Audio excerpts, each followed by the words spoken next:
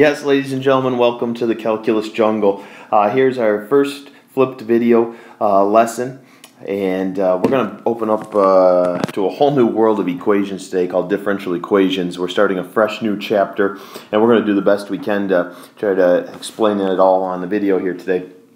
The first thing we want to go over is the fact that up until this point in your math career, when they've said solve, for instance, here's a friendly equation, x squared minus 5x minus 6 equals 0.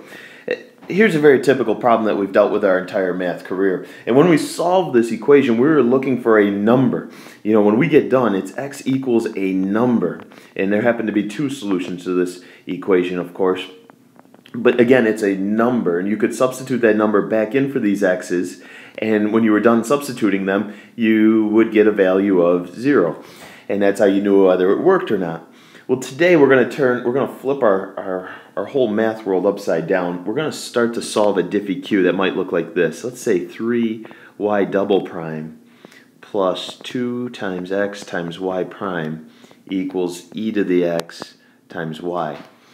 Now, this is an example of a differential equation because within this equation contains multiple derivatives of y. And when we solve this, when we get all done and we say y equals blah, blah, blah, we are actually solving for a function. Okay? We're no longer solving for a number. For the first time in our math career, we're now solving for a function. Some function exists such that I could take his first derivative, his second derivative, and substitute those back into the appropriate places into this equation. And of course, I'd substitute the original y over here. And when I got done substituting those respective equations, we could crunch it out and the left side would turn out to be the same as the right side. So that's what we're going to build up to today. Just as a side note, this equation that I presented you with here is actually called a second degree Diffy Q. We usually use the phrase Diffy Q as a short way of saying differential equations. And this here is called a second degree Diffy Q because the biggest derivative in play is the second derivative of y. If I went ahead and I just threw an extra hash mark and I said this is now y triple prime, we'd now call this a third degree Diffy Q. And it would, the complexity certainly rises as the derivatives get higher. Okay, for our first couple of examples, I've simply presented you with a Diffy Q here. This is, again, another second degree Diffy Q, different than the one we had on the previous screen. But I want to simply ask you this question. Is y equals 4 times e to the negative x a solution to the Diffy Q above? And in order to determine whether this is a solution or not, we're simply going to find the first and second derivative. The first derivative would be negative 4 e to the negative x, simply because the derivative of my exponent's negative 1. And my second derivative would lead me back to positive 4 e to the negative x. Now all I'm going to do is I'm going to substitute this equation in for y double prime. I'm going to substitute this equation into y. Notice I don't really need y prime because the equation never called for a y prime.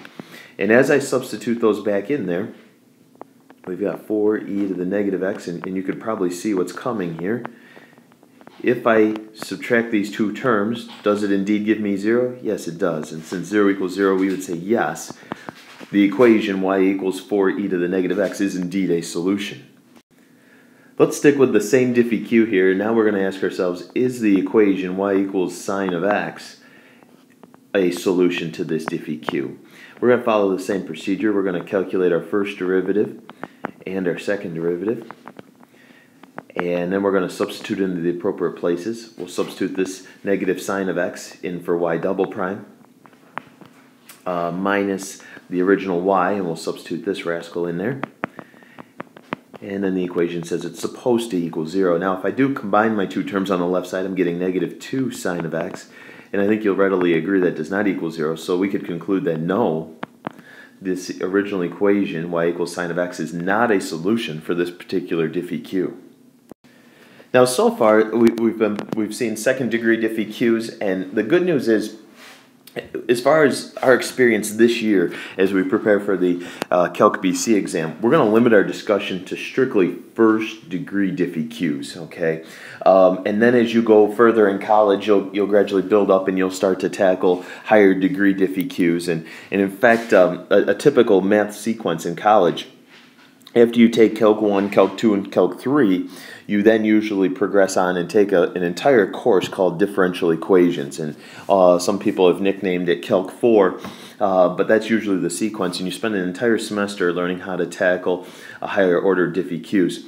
Now, for us this year, we're going to learn a few different strategies. The first one we're going to focus on today is called separation of variables, and that's the technique that we're going to use to solve these Diffy Qs. So far, I've given you the Diffy Q, and I've also given you a function and asked you if it's a solution or not. Eventually they're going to give us just the Diffy Q and just tell us to go solve it on our own. That's eventually where we're heading. As we get warmed up for today, I just want to talk about the procedure known as separation of variables. Basically, what we want to do is we want to collect all the x terms, all the x terms as well as our dx on one side of the equation. Typically, that's going to be the right side of the equation. There's nothing that says it has to be the right side, but typically that's the way we work. We're also then going to collect all of the y terms and the dy on the other side of the equation, which, as you could assume here, if we're putting the x terms on the right side, then that means we're going to gather all of our y terms on the left side, and that's typically the habit that we're going to form as we go forward. So let's go ahead. The next three examples, we're not actually going to fully solve the Diffy Q. All we're going to do is we're going to practice separating the variables. Okay, so here's our first example, and again, we're just practicing separating the variables. That's all we're going to do. Our Diffy Q is a first degree Diffy Q because you'll notice the derivative they have here. This is just another fancy way of saying y prime, or the first derivative. And since that's the highest derivative in play, that's why we call it a first degree Diffy Q. Ultimately, my goal is to gather all the y's and the dy's on the left side and all the x's and dx's on the right side. So my first move here is I'm going to take the x squared term and subtract it to the other side.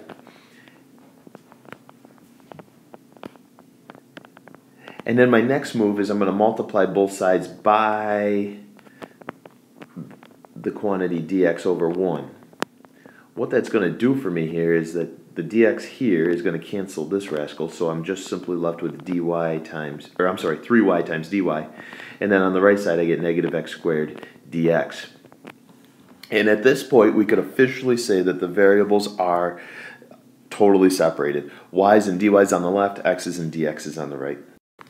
For our second example, we just want to imagine the same directions. We're going to simply just focus on separating the variables. We're not actually solving them all the way through yet. This is a very common procedure where they're just going to give you y prime, and every time you see y prime, I want you to instantly visualize dy over dx. And it's going to be very advantageous to get in the habit of just instantly writing it as dy dx as soon as you copy the problem out of your textbook. My first move is I'm going to divide the sine of x to the other side. So we've got cosine of x divided by the sine of x. And then I'm going to multiply both sides by dx. So that isolates the dy, and we could simplify cosine over sine into cotangent and times dx. And now again we've completely separated the variables. Okay, one more example here, certainly a little feistier than the first two we've looked at. Again, we're going to try to just separate the variables. My first step here is to go ahead and cross multiply. So I'm going to, on the left side I've got x times y prime, which I'm going to rewrite as dy over dx. Almost forgot that. And then we've got 2 times the quantity, e to the y plus 1. Certainly, your previous math experience, you have this urge to distribute the 2, and I think with more experience with these differential equations, you're going to find out that it's usually better to not distribute the 2 and just leave it on the outside of those parentheses as it is. My next move is I'm going to multiply both sides by dx. X times dy equals 2 times the quantity e to the y plus 1 times dx. Now we're not in a real good situation yet. On the left side we've got an x and a dy, not a good situation. And then over here on the right side we've got a y and a dx term. Again, not a good combination. So what I'm going to do, in order to move this x to the other side, I'm going to divide both sides by x. And I'm also going to try to kill two birds with one stone, if you'll let me here. Not only am I going to divide both sides by x, but I'm also going to divide both sides by the quantity e to the y plus 1. So what's going to happen is on the left side I've got dy divided by the quantity e to the y plus 1 equals 2 divided by x times dx. And now we're in a good situation where we have officially separated the variables. One note that I want to make here is it's okay for the y to be in the denominator, but it's never okay for my dy to be in the denominator. The same goes for dx. And this is a good place to make an extra note in your notebook here, is make that comment that my dy and my dx are never allowed to be in the denominator. If they are, we have not completely separated the variables yet. So make sure those are in the numerator. All right, I think we're feeling pretty good about separating the variables. I think it's time. Yes, it is time to actually go solve our first differential equation. So here it is, ladies and gentlemen. Here's what the directions may look like. They may ask us to find the general solution of. General solution is a new vocab term that we're going to have to get used to. It'll make more sense when we finish the problem, but basically a general solution is a solution where you still have a plus c dangling at the end of your antiderivative. We're not actually going to be able to solve for that c. We don't have enough information, so we're just going to leave our final answer in terms of that plus c. Later on, we're going to start to talk about what's called a particular solution, and that's where they may give you enough information called an initial condition to actually find the value of plus c at the very end. But anyway, our first Diffy Q says that we have the quantity x squared plus 4 times dy dx equals the product of x times y. And our job is to try to solve this. Now, as far as solving goes, okay, when we talk about actually solving one of these rascals, remember, we're not solving for a number, we're solving for a function. My first step is always going to be just get in the habit of separating those variables. Once we get the variables separated, we're going to talk about integrating, and then it's always, whenever possible, we're going to rewrite our solution in what's called explicit form. All that means is we're going to get the y by itself when we're all done, okay? As opposed to expressing our answer implicitly, we're going to express it explicitly. So as far as separating the variables go, what could I do here? I'm going to multiply my dx over to the other side right away.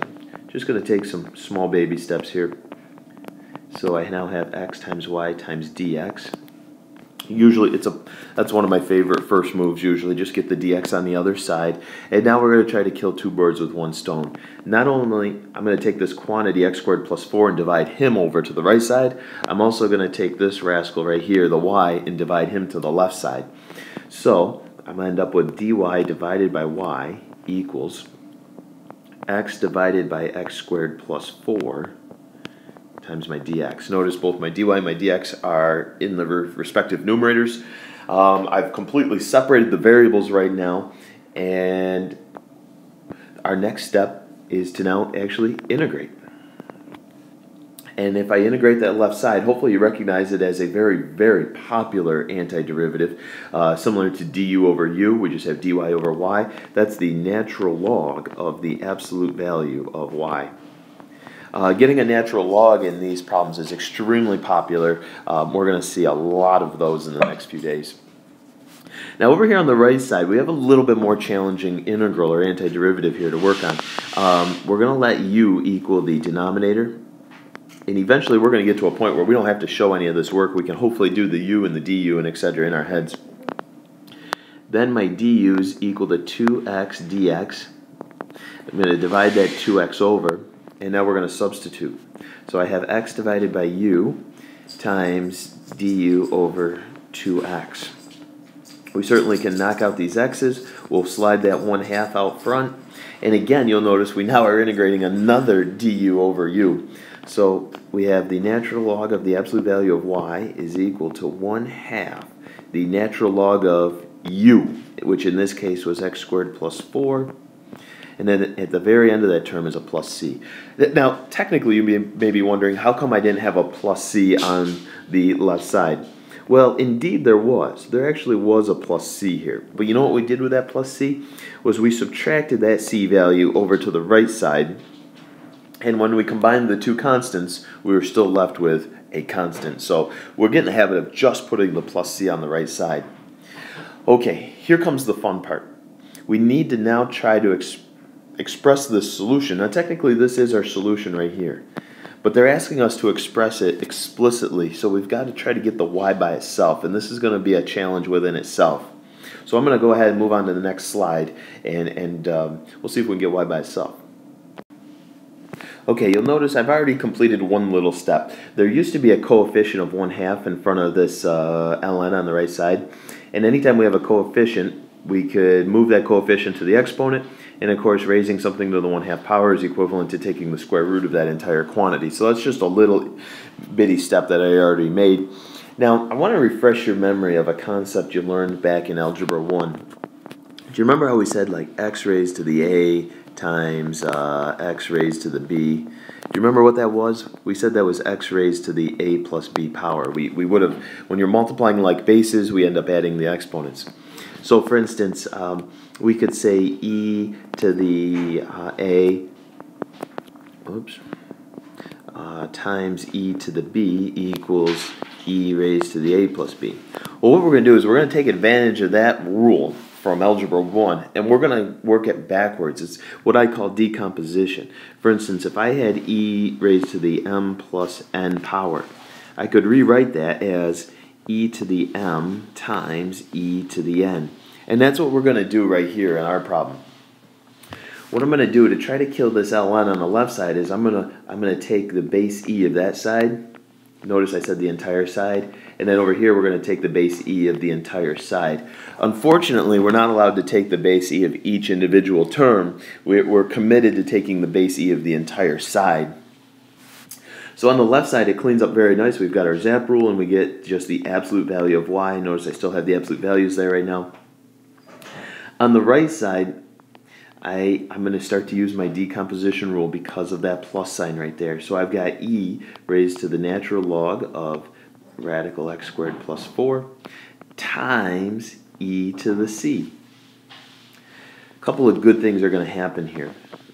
First of all, we've got our zap rule right there. So we're going to get just the quantity radical x squared plus 4, which was very nice. And then what you'll notice here is because e is a constant, we could then say e raised to the c power is also a constant.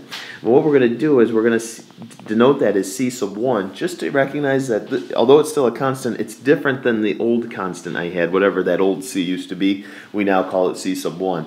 And it's multiplying that radical.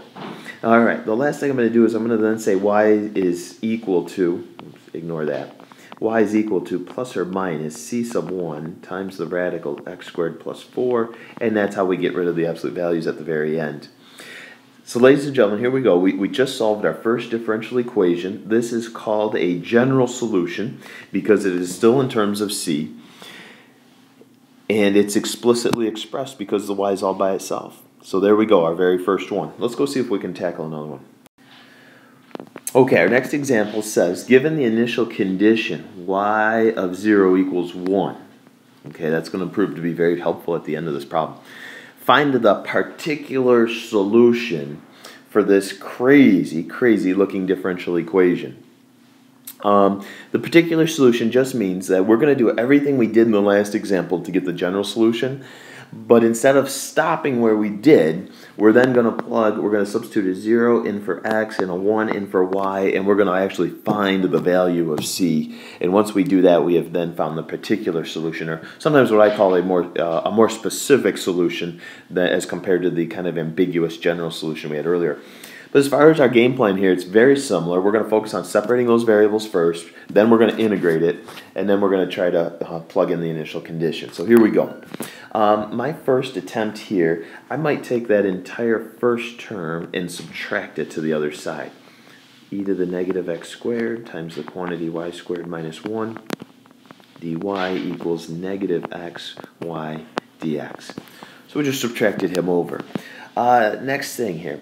Again, we're going to try to kill two birds with one stone. I'm going to take this e to the negative x squared, divide him to the right side. I'm also going to take this y and divide him to the left side. Again, we're just trying to gather all our y's on the left side and all our x's on the right side.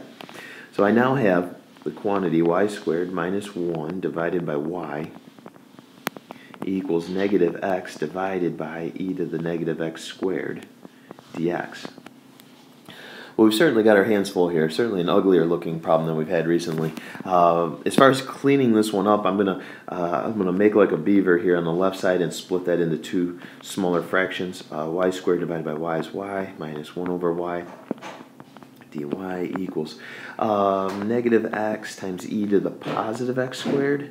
Anytime you've got that negative exponent in the bottom, we could certainly throw that term up to the numerator, making it a positive exponent. Now we can kind of celebrate here and say that we've officially separated the variables, and we are now ready to start integrating each side. Okay, let's see what we get. Okay, so we're integrating a binomial on the left side. If I integrate that first term of y, I get 1/2 y squared.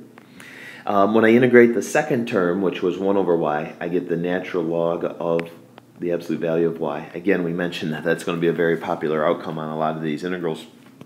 Equals. Now, on the right side, I'm probably going to have to do a miniature u sub. You probably recognize that we're going to let u equal the exponent. My du is then 2x dx.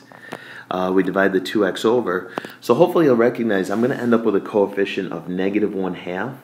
And then I'm just integrating e to the u, so I'll end up with e to the u again, which in this case is x squared. And then we can throw our plus c on. So right now we have a general solution, and it is being expressed implicitly right now because the y is not by itself. Now generally, as a rule of thumb, I usually find it easier to plug my initial condition in right now before we worry about, and this one actually, because this one's so ugly, I'm not even going to worry about solving for y. That's a whole other bear for a different day. But as far as, if you could recall our initial solution, or initial condition, I said y of 0 equaled 1. So we're going to substitute a 1 in for these y's here. And notice that's going to turn out pretty friendly. And then we're going to substitute a 0 in for x. And we're going to try to solve for c. So the first term's a 1/2. Natural log of 1 is 0. E to the 0 is 1, so we end up with negative 1/2 right there. If I add the 1/2 over, we get 1 equals c. Probably the biggest mistake I see is that we're content with stopping right there. We need to go one step further and express this entire equation so that it has the 1 substituted in for c here. So we get e to the x squared plus 1, and boom, right there. That is the particular solution to the Diffy Q given at the beginning. Hopefully you're surviving so far. We've got just one more example to get to. It's worded a little differently, but you're going to find out that once we get into it, the math part's probably as easy as any of the other problems we've done so far tonight. Okay, our very last problem. This is a very typical format for a multiple choice question on the AP exam, and this is how they are likely to test our knowledge of Diffy Qs, where they're going to come on, they're going to say, find the equation of a curve that passes through the point 1, 3. You know what, that's their way of giving us our initial condition. Just like in the last problem when they said y of 0 equals 1, they're now saying y of 1 equals 3, and we're going to use this ordered pair to find the value of c after we integrate. And has a slope of, let's see, a slope of y equals, or y divided by x squared at any point on the curve x equals y, or x comma y. So here's what they're really trying to say. When they said the word slope, that was their way of saying dy dx. And the slope was always equal to y divided by x squared. So I think half the battle is just being able to read that sentence and rewrite it as a Diffy Q. Okay, when I first looked at this question, I wasn't thinking Diffy Q, but once we rewrote it as such, it certainly kind of reveals itself as a Diffy Q now, more specifically a first degree. So what we're going to do is we're going to go ahead and separate these variables. So I'm going to say dy divided by y equals 1 over x squared times dx. If we integrate both sides, we're now going to get the natural log of y is equal. Now again, for this term right here, we're using our power rule. We're visualizing it as x to the negative 2 power, and our power rule says that that'll now be x to the negative 1 times a negative 1 plus c. So now what we're going to do is we're going to substitute the 1 in for x and the 3 in for y. We've got the natural log of 3 equals, and those absolute values are unnecessary right there at that stage of the game, of course, equals negative 1 over 1 plus c. Kind of an interesting looking c value. We could say that c is equal to the natural log of 3 plus 1. What an ugly c value. Okay, we're getting very close to the finish line. What I did is I took my c value now and I plugged it back into the general solution where the plus c used to be here at the end.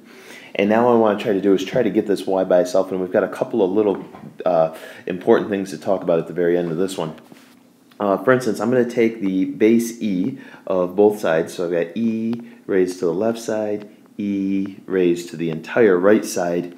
On the left side, we get the absolute value of y equals, I'm going to use a lot of decomposition here.